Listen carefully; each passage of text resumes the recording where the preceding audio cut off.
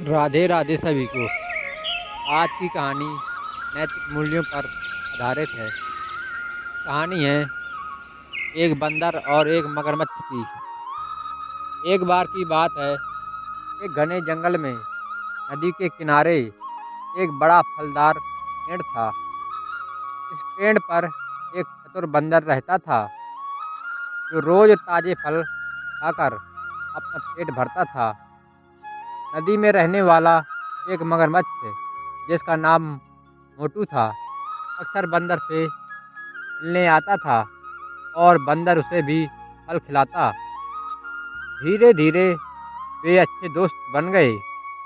लेकिन एक दिन मगरमच्छ की पत्नी ने उससे बंदर का दिल लाने की फरमाइश की। वह कहती थी कि अगर बंदर इतने रसीले फल खाता है तो उसका दिल भी बहुत स्वादिष्ट होगा। मगरमच्छ अपनी पत्नी की बात सुनकर दुविधा में पड़ गया। वह अपने दोस्त बंदर को धोखा देने का विचार कर रहा था, लेकिन उसका मन भी दुखी था क्योंकि बंदर उसका सच्चा मित्र था। अगले दिन मगरमच्छ ने बंदर को अपनी पत्नी से मिलवाने का बहाना बनाया। मगरमच्छ ने बंदर से कहा, बंदर भैया, आज हमारे घर दावत है और हमारी मालकिन ने आपको बुलाया है, आप जरूर पधारे। बंदर बहुत खुश हुआ। चलो, आज दावत है, आज हमारे मजे हैं।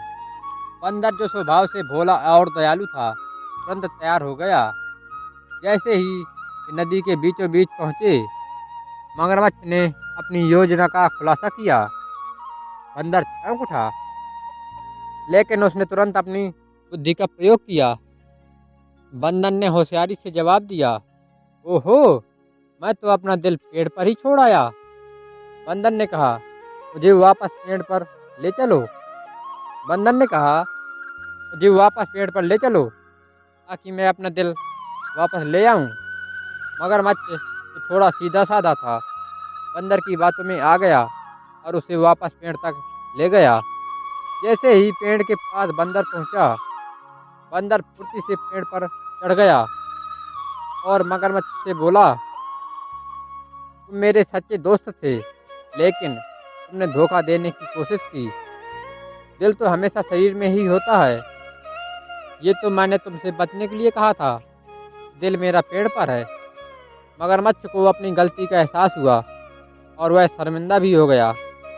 उसने बंदर से माफ़ी भी मांगी और वादा किया कि वह फिर कभी धोखा नहीं देगा। बंदर ने मगरमच्छ को माफ़ कर दिया, लेकिन उसने सावधानी बरतने का फैसला किया। नैतिक शिक्षा।